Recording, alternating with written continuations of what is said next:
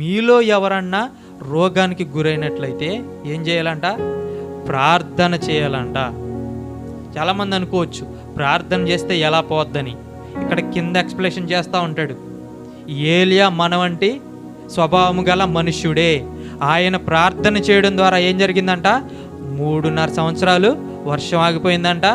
తర్వాత మళ్ళా వర్షం కురిసిందంట. ప్రార్థన చాలా తక్కువగా చూడమాకండి.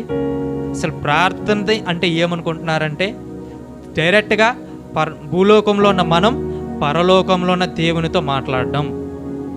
ఒక వారధి ప్రార్థన అంటే దేవునికి మనకి. ఈ ప్రార్థనను మనం ఏ విధంగా చూస్తున్నాం అనేది ఇక్కడ మనం గమనించుకోవాల్సిన విషయం. ఓన్లీ మన గురించి మనమే ప్రార్థన చేసుకుంటున్నామా? మన ఇంట్లో ఉన్న వారి గురించి, రోగుల గురించి కూడా ప్రార్థన చేస్తూ ఉన్నామా?